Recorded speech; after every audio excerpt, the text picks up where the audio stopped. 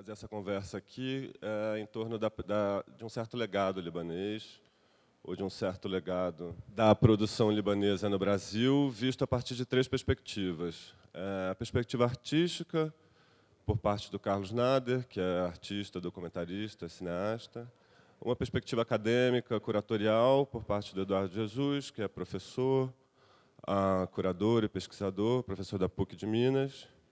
E uma perspectiva curatorial também por parte da Solange, diretora e curadora-geral da Associação Cultural Vide Brasil. A gente está aqui também hoje pelo lançamento do livro Amanhã Vai Ficar Tudo Bem, que é um desdobramento da exposição do Akram, que está aqui em cartaz até 3 de dezembro. Para todo mundo ver. Assistente de palco.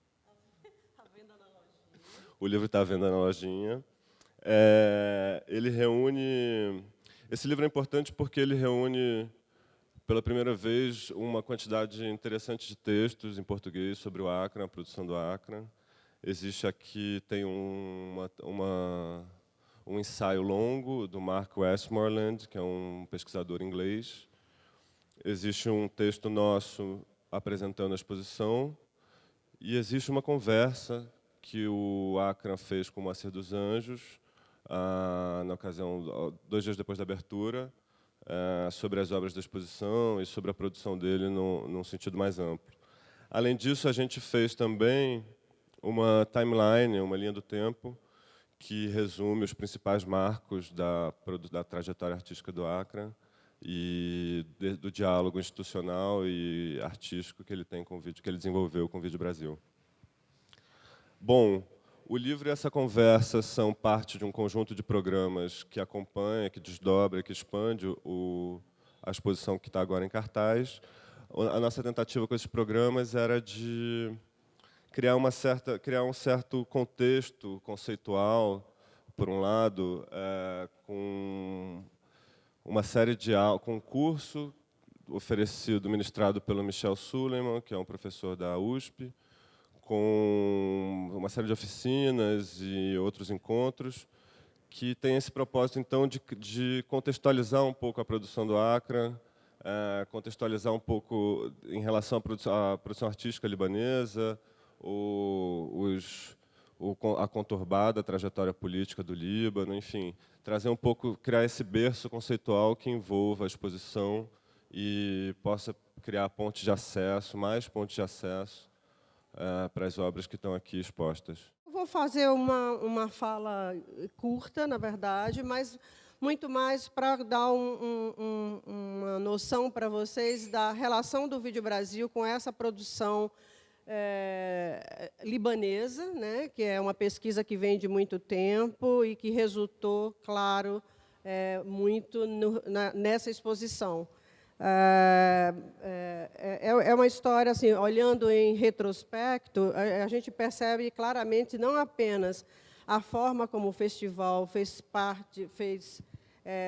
sua parte para iluminar a produção contemporânea de alguns países desse sul global, mas, no caso do Líbano também, o impacto importantíssimo que o contato com os artistas e os trabalhos desse país teve nos partidos curatoriais do próprio Festival de Arte Contemporânea Sesc Vide Brasil. É uma história muito interligada, assim, toda essa noção, a consciência de trabalhar com artistas desses países distantes do Brasil, distante do eixo mainstream das artes. O Líbano, a produção libanesa, foi um disparador, um dispositivo importante para esse entendimento do que o festival é hoje. Ao longo das 3 décadas, o festival se transformou de um evento que surgiu para abrigar, então, nascente produção brasileira em vídeo, como quase todos vocês sabem aqui, no contexto muito específico de um período sombrio da sociedade brasileira, que era resquícios da ditadura militar no Brasil, infelizmente não muito distante do que parece a gente estar acontecendo agora, em um centro irradiador de produção artística contemporânea do sul geopolítico do mundo. Aberto a todos os suportes e manifestações artísticas, o festival nasceu para ser, na verdade, um lugar que iluminasse essa, então, produção que surgia no Brasil, junto com o próprio vídeo, que foi nessa década de 80. Então, a gente abriu ali para países de América do Sul, Austrália, África e Sudeste Asiático. Enfim, era uma geografia clara. E aí foi incrível, porque a resposta foi imediata e superou muito as nossas expectativas. Nas edições seguintes, o nosso mapa do Sul se ampliaria na medida em que o próprio conceito de Sul geopolítico se fortalecia. Mas foi a presença do Akram Zaatari que nos ajudou a ratificar uma lacuna inexplicável em nosso mapa, fazendo com que adaptássemos o regulamento do festival em pleno processo de seleção, que gerou várias discussões, para incluir o Oriente Médio pela primeira vez, porque o Akram escreveu o seu trabalho, que foi o Tishme, que é esse trabalho que vocês estão vendo aqui, e que deixou todos nós muito gratamente surpresos pela qualidade do trabalho, pelo conhecimento dessa produção dessa região. Eu me lembro muito da sensação clara de ver esse trabalho aqui, o Tishme, pela primeira vez. Lembro também de ver o Craze of You, que é o próximo trabalho, que ele escreveu na edição seguinte, e que, sobretudo, que modificou muito o modo da gente entender essa produção, mas, acima de tudo, eu lembro do Red Chewing Gum, que é esse trabalho ali do moço com o chiclete, que foi exibido no 13º festival. Eram trabalhos, ao mesmo tempo, românticos e profundamente políticos, exemplares da forma como Akram relaciona em sua obra a sua história pessoal e, nas palavras dele, as contradições da vida que continua em áreas de conflito, como as pessoas conseguem ter também sua vida pessoal, suas relações pessoais, num contexto de guerra. O Red Chewing Gum, em particular, toca em questões delicadas, sensíveis, verdadeiros tabus ao falar da sexualidade e do desejo. Era uma das obras que precisava, por exemplo, estar aqui nessa exposição e estar naquela sala ali. É um trabalho muito expressivo na produção do Akram e na relação dele com o Vídeo Brasil. Essas 3 participações dele no festival ilustram a forma como ele foi se colocando em risco e, assim, desenhando um lugar muito particular para o seu trabalho. Mais tarde, o Akram seria tema de um dos primeiros documentários, e depois disso, quer dizer, isso aqui é um documentário que alimenta muito essa pesquisa também dessa exposição, né? A gente reviu bastante esse documentário e ajudou a nortear um pouco essa trajetória do próprio Akram aqui. E depois, que na verdade não é depois, é para trás aqui, a gente tem essa imagem aqui, que ele saiu um pouco prejudicado, porque é uma imagem de Skype. Ele está meio gorducho ali, mas isso é um enquadramento infeliz. Mas aqui, mais recentemente, o Akram, com esse trabalho, que é Tomorrow Everything Will Be Alright, que dá nome a essa exposição, foi premiado na 17ª edição do festival. E aqui, como ele tinha ido embora, ele não estava aqui mais no festival, aí gravamos uma conversa com ele para falar para o público do festival, enfim, sobre o prêmio, e que ele recebeu um desses troféus feito pelo Tunga, que é um artista que fez nessa edição o troféu do festival. Pode passar um pouquinho, Ju? Bom, aqui também tem essas imagens engraçadas, que é dessas incursões, dessas idas para Beirute, que fiz em alguns momentos. Na verdade, fui em períodos a cada 5 ou 10 anos para o Líbano. Essa aqui está a primeira vez que eu fui, ou a segunda. Aqui está o Carlinhos Nader, com a sua câmera, todos com câmera em punho, o Éder Santos, o Akram ali. E aqui uma viagem que a gente fez acompanhando com o Ali Salomão, num projeto que tem desdobramentos, inclusive, principalmente com o trabalho do Carlinhos. Isso aqui era lá já em 2006, numa outra viagem para o Líbano, com o Akram. Eu tive lá a primeira vez, na verdade, foi em 2002, 1999, depois em 2002, para fazer o Homeworks, que é um evento super importante que tem de arte e cultura em Beirute. Foi a convite da Christine Tomé, esse aqui é o cartaz dessa edição do Homeworks. a convite da Cristine, que é uma curadora extremamente importante no cenário do Oriente Médio, assim, uma mulher muito preparada, ativa, e que, de fato, faz uma diferença na cena de arte libanesa e internacional. E esse foi um encontro desconcertante no melhor sentido. Eu fiquei tremendamente impactada pelo grau de articulação dos artistas libaneses e pelos rumos que sua investigação que a produção apontava.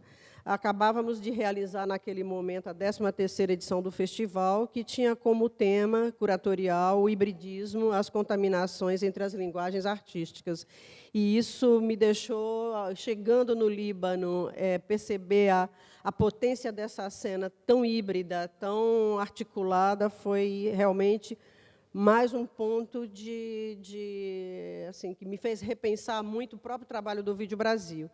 Me impressionou demais o grau, sobretudo, de interdisciplinaridade daqueles trabalhos, a forma única, livre e potente com que os artistas articulam o vídeo e outras linguagens e disciplinas, como a fotografia, acima de tudo, a performance, escultura, literatura, arquitetura e filosofia. Mas não se via no escopo da nossa pesquisa do Sul trabalhos políticos, não importa de que ordem, tão fortes e de tal frescor quanto esses trabalhos libaneses.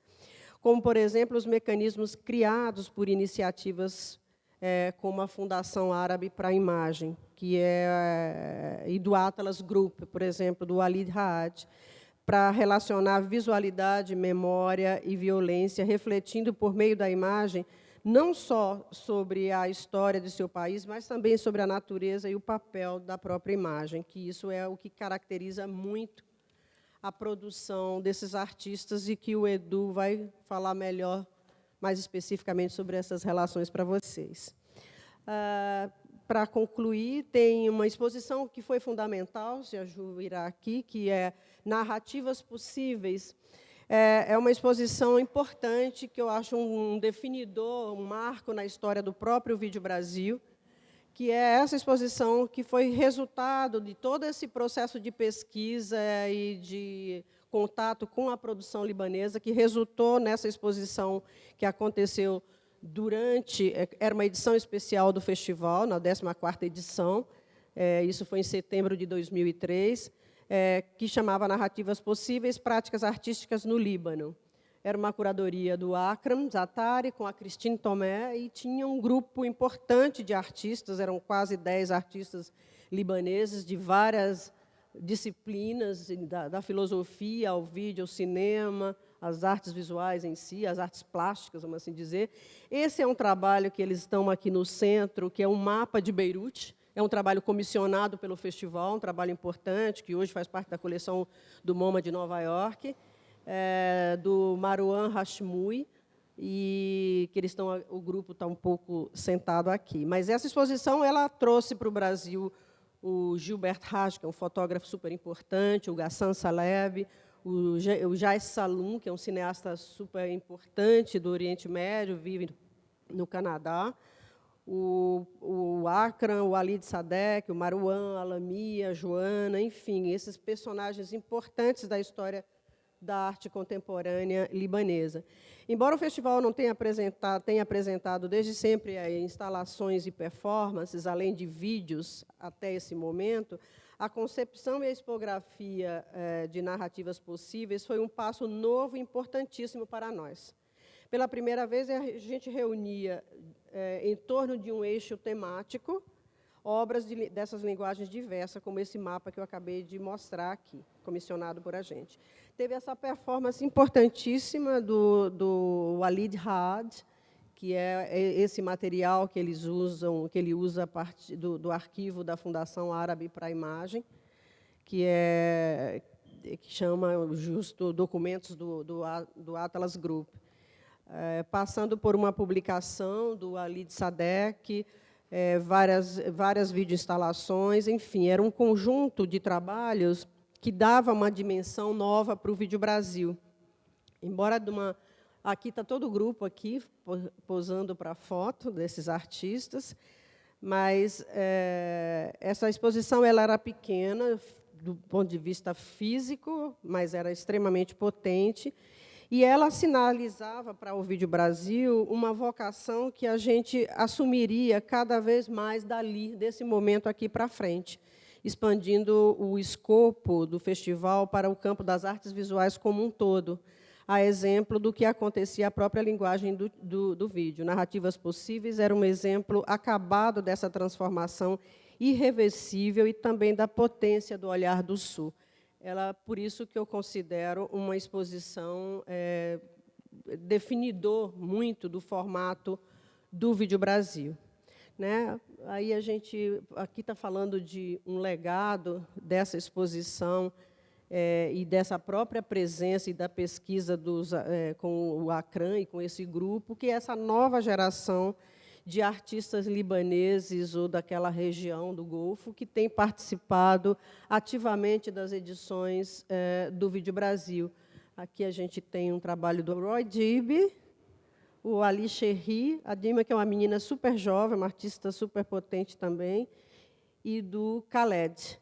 Enfim, são esses artistas hoje que continuam produzindo trabalhos superpotentes, inseridos já num contexto importante das artes visuais internacionais, ganhando prêmio, como o Ali Cherry, que é um artista hoje bastante premiado, reconhecido, representado por várias galerias, e que tem muito, eu acho, ativado o cenário de arte contemporânea mundial a partir das suas experiências e do seu contato com o cenário das artes. Era só para dar esse contexto e justificar muito o porquê dessa pesquisa e como o acervo do Vídeo Brasil é contaminado, no melhor sentido, por documentos, registros, obras e pensamento dessa produção e que resultou nessa exposição. Muito obrigada. Estou super contente de estar aqui, depois de muito tempo, como o Gabriel falou, tenho uma relação muito próxima com o Vídeo Brasil, apesar de distante, é próxima, é muito próxima, dentro de mim é muito próxima, apesar de estar afastado há algum tempo, né, não estar participando dos festivais e tal.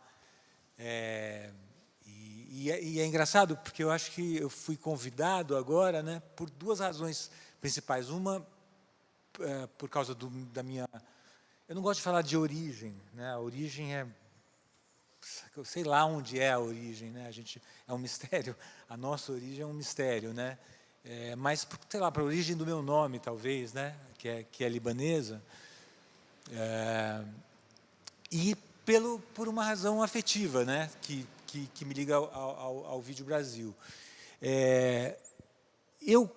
Nas outras vezes que eu fui convidado, nas pouquíssimas, engraçado, não foram muitas vezes que eu fui convidado para alguma coisa em que eu fui caracterizado como um artista libanês, ou às vezes nem artista, enfim, como alguém de origem libanesa, eu nunca aceitei, porque eu não me vejo, sinceramente, não me vejo como um artista libanês, nem como um artista brasileiro,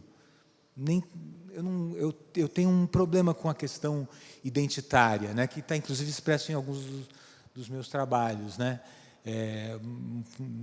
Acho que é uma questão sempre a resolver, o que é a própria ideia de identidade, né, essa mistura de algo que... A identidade como algo que acontece numa fronteira epidérmica, quase, né, entre aquilo que a gente é e aquilo que os outros veem da gente, né? A identidade muitas vezes é empurrada de dentro para fora, de fora para dentro, né? Mas ela é uma coisa ambígua, mista, que acontece nessa fronteira em permanente fricção, como duas placas tectônicas, por exemplo, ou com... algo que está sempre mudando, né? É muito diferente num determinado momento, havia essa... No panorama mesmo do vídeo, assim, eu acho que havia uma confusão, do meu ponto de vista, entre a ideia de essência e a ideia de identidade, de como se a identidade fosse aquilo que você realmente né? Você então se afirmar a sua identidade, a ideia de se afirmar, identidades que obviamente foram oprimidas durante muito tempo, né? Viram a possibilidade de se afirmar, né? E isso foi muito bacana. O próprio Vídeo Brasil colaborou muito com isso.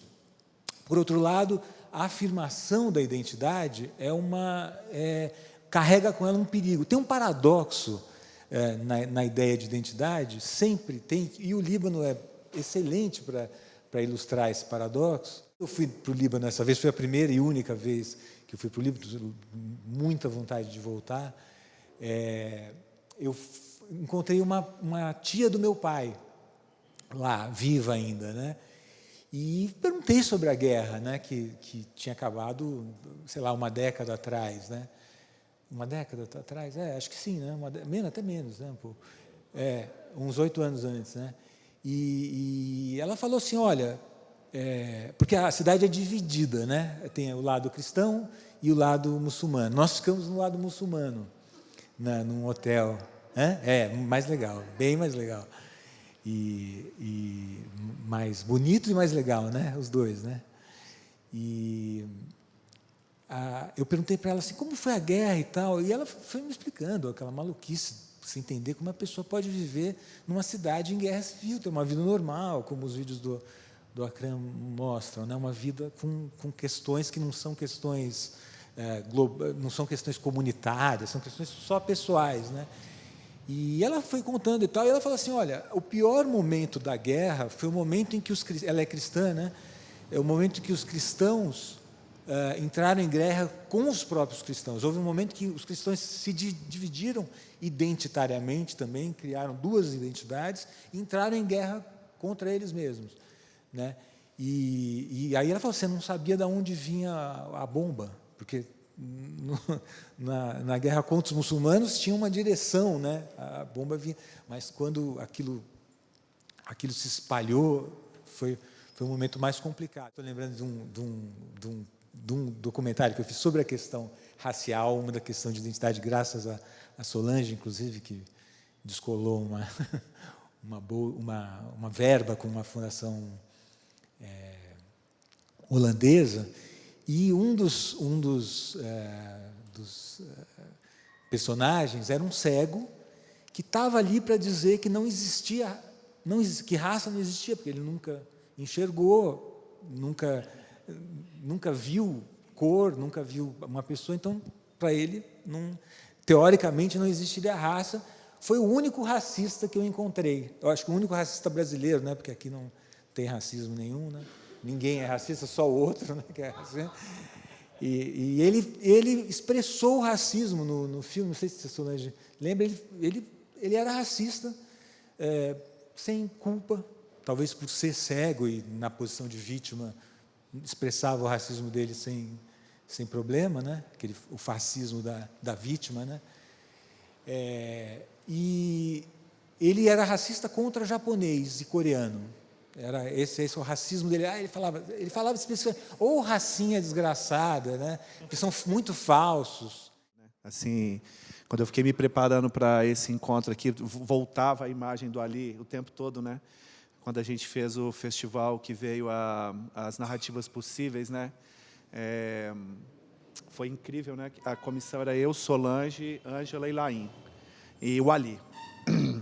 E a gente tinha um homeworks, assim, um trabalhinho de casa, que era ler os orientalismos do Said.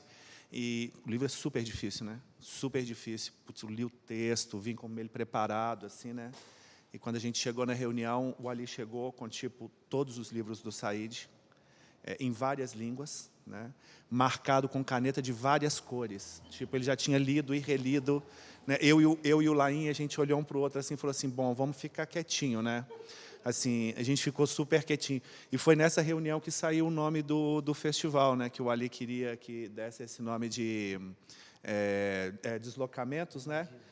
Displacements, né? Que ele queria, só que ele queria colocar assim, deslocamentos pós-coloniais. E ele ficava e o Laim falava, nossa, isso vai ser uma tragédia, porque no design vai ficar horrível, né? O pós-coloniais é uma palavra enorme. E o Ali, não, tem que ser pós-coloniais, porque é a África, aquela coisa dele, né? Isso é absolutamente sensacional. Bom, é uma alegria para mim estar aqui também no Vídeo Brasil, né? Tenho o maior carinho, respeito, admiração assim, pelo Vídeo Brasil. Trabalhei aqui, trabalho, atuo, né? Estou sempre far away, so close, né? Tão longe, tão perto ao mesmo tempo.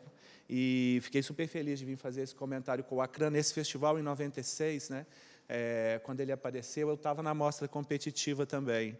E foi super bacana, né? Assim, encontrar com o Akram e ele ficava falando assim, eu queria comer comida típica, o que vocês comem? Né? Depois a gente foi comprar disco, a gente comprou o disco lá da Gal Costa, o Esse Fatal, né? Que depois reverberou naquela outra história. A primeira coisa que a gente talvez tenha que pensar, e nessa questão de questões acadêmicas ou de cunho teórico em relação a uma obra de arte, é pensar que a obra de arte não serve para ilustrar conceitos teóricos, né?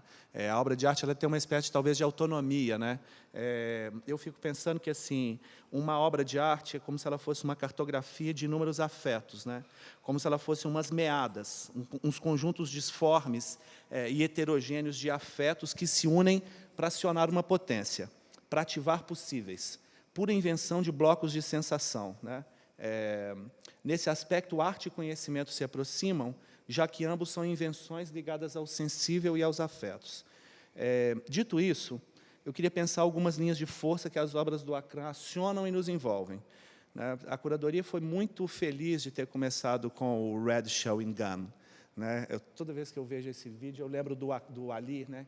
Que o Ali falava, nossa, mas que demais, esse cara lindo, com esse olho verde, com essa... o Ali, aquela boca, né? Colocava o dedo na... Porque tem essa cena no vídeo, né? O cara coloca a língua assim, põe os chicletes no meio da língua, e o Ali falava disso, né? Super envolvido, né? Com essa história, né? Foi muito feliz ter começado com isso. Então, a gente poderia pensar um monte de aspectos aí para a pesquisa acadêmica, né? Para o mundo teórico, uma obra de arte é muito importante e pode acionar diversas coisas. A gente poderia pensar tanto os aspectos mais formais, por exemplo, né? Até os aspectos mais conceituais. Aspectos como a duração, o modo de exibição, a forma como ocupa e se relaciona com o espaço expositivo, o tamanho das projeções e as mediações técnicas usadas podem servir como uma porta de entrada para as obras. No caso do Akram, a gente vê um interessante deslocamento de alguns trabalhos originalmente exibidos em single channel, né, em exibições mais tradicionais no modelo cinematográfico, que passam a ocupar o espaço expositivo em esquemas mais instalativos. Aqui a questão temporal, que é super cara para a obra do Akram, né, a principal questão talvez seja a gente pensar que cada forma instalativa opera como um bloco espaço-temporal dentro da exposição, uma espécie de tempo próprio. Quando vemos alguns críticos e teóricos afirmarem que a duração dos vídeos, né, deve ser negociada com a curadoria para evitar obras longas, é quase um despropósito. Né? Eu fico pensando no The Empire, do Andy Warhol, né, reduzida a tipo 3 minutos. Né? Outro dia saiu essa história de que as obras todas tinham que ter 3 ou 4 minutos, né, porque vídeos muito longos atrapalham as pessoas. Né? Assim, um absurdo. Eu também acho um absurdo. Quase um despropósito. Né? O tempo é a matéria-prima e moldável, uma matéria-prima moldável no domínio da imagem em movimento. A duração é um fator decisivo para as poéticas e significações das obras. Como diria o Boris Groys, não são apenas as obras que estão em loop. Colocamos o ato de contemplação também em loop. Então, são 3 pequenas constelações. Assim. Uma é imagens, tempo e memória. Uma outra é real, fabulação e história. E uma terceira e última, local, global, relação local-global, cidade e documento. Bom, nessa primeira, acho que uma linha importante da trajetória do Akram é a sua intensa ligação com as imagens, tendo atuado na Fundação Árabe para a Imagem, como Solange disse, né, num nítido gesto de restituir lastro social e político para as imagens, uma operação tipicamente contemporânea de aproximação e construção de sentido para as imagens do passado. Visão que celebra o tempo presente como o lugar de todas as reescrituras e arranjos possíveis.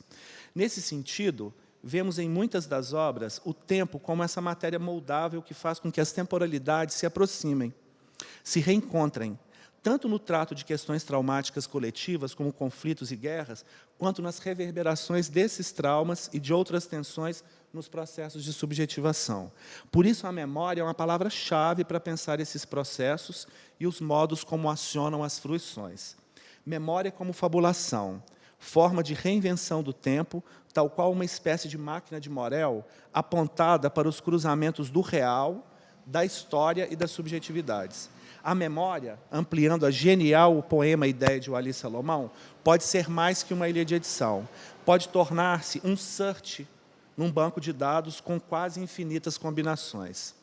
Tanto nas obras de Akram Zaatari, quanto em outros artistas libaneses da mesma geração, o gesto de recriar, fabular a memória é recorrente. Os arquivos do Dr. Farok, do Atlas Group e do Walid Haad, por exemplo. E as imagens? Uma segunda constelação, eu chamei de real, fabulação e história, eu pensei o seguinte: o esforço, né, de alguns artistas, como o Akram, é tornar a arte uma espécie de máquina produtora de subjetividade acionada pelas formas de fabulação do real, revelando e acionando as potências do falso. Ainda coloca o Ali falando que é só mentira, né? Adorei essa história. Usar a arte como um ponto central para fabular o real, reinventar a memória e redirecionar a história para gestos menos opressivos. A forma cotidiana como traço da história, uma outra história, talvez menor, que aparece através de inocentes imagens de crianças reencenadas por adultos, no jogo sutil entre a imagem parada e o movimento, ou nos fortuitos encontros de rua, também de alguma forma reencenados, com sobreposições feitas com projeções. Uma história menor, tal qual a literatura menor de Deleuze e Guattari, que gagueja em sua própria língua, que é sempre política e sempre de resistência. Tanto quanto se detém na questão histórica maior, o Oriente, o mundo árabe, os conflitos, as tensões com o Ocidente e a globalização, entre outros, quanto nas questões subjetivas, íntimas, como as relações amorosas, no homoerotismo, na língua que recebe os chicletes mascado, né? Eu quero ver a minha língua roçar, né? A língua de todo mundo, e narra o fim de uma relação entre dois homens. Tudo é político, tudo é desterritorialização. A história fabulada, menor, se entrelaça ao real lacaniano, esse que sempre retorna ao mesmo lugar. No caso de Akram, esse retorno talvez abra outro eixo que corta essas três constelações, que é a alteridade, né? Podemos pensar essa alteridade no domínio mais ampliado da crítica contemporânea de arte, recorrendo às reflexões de Hal Foster e extrapolando-as para o contexto global e atual das relações entre Ocidente e Oriente, em circuitos mediatizados globais, minados por questões econômicas, mescladas com toda a ordem de arcaísmos identitários e nacionalismo. Quem é o outro que Akram nos convoca a pensar? Quem é o outro da imagem, tal qual no retrato de Edward James de Magritte, que a reflexividade do espelho se nega a mostrar a face? A questão da identidade aqui assume novas e mais densas configurações para pensar em um sujeito cultural ou antropológico, substituindo a noção de identidade, né, tem tudo a ver com o que o Carlinhos disse. Na universidade eu tenho brincado que tem uma turma forte na identidade, né, a turma lá dos estudos culturais. E eu fico brincando com eles, falando: eu sou você ontem, né? Essa identidade fixada no território e na tradição de formas culturais mais fechadas. Em relação ao terceiro eixo, né, local, global, cidade e documento, as relações entre local e global ganham novas dimensões hoje em dia. Ao contrário de uma situação de desaparecimento do local em função de uma gradativa substituição pelo global, assistimos e participamos de uma construção ainda mais complexa. O local passa a ser distribuído pelo global. Ao contrário de exterminar, o local agora passa a se reproduzir e expandir. O gesto de perversidade é brutal, porque não se trata de qualquer local, mas um local já preparado para o paladar mediano do turista que se desloca, mas não quer mudar. Tudo torna-se homogêneo, mas não universal. No entanto, né, nas obras é bem diferente. Eu poderia pensar assim: a cidade mídia, que é essa que a gente experimenta, torna-se território de reinvenção e resistência aos impulsos estetizantes do turismo, especialmente nas cidades que o Accra mostra, né? Tanto em Red Showing Gun, quanto em Beirut Exploded Views, o que vemos é uma outra forma da cidade. Cidade-memória, que abriga o encontro e resiste aos movimentos mais obtusos de homogeneização. As imagens nos mostram o espaço guardando-se como território livre para subjetivações de toda a ordem. Sabemos que o alcance dos espaços construídos vai bem além de suas estruturas físicas mais visíveis. A memória e a subjetividade se encarregam de abrir fissuras por onde emergem os sentidos. Os documentos, a documentação e o arquivo, né? Isso eu acho que é outro ponto forte dessa exposição da curadoria, ter colocado o arquivo abrindo, né? Assim, é quase como se fosse um chamado para a gente entrar na obra do Accra, né? Eu fico sempre lembrando do Deleuze falando do Foucault, né? Ele começa o livro do Foucault falando assim: o arquivista chegou na cidade. Ele não está preocupado com os enunciados e nem com os documentos. Está preocupado só com as relações.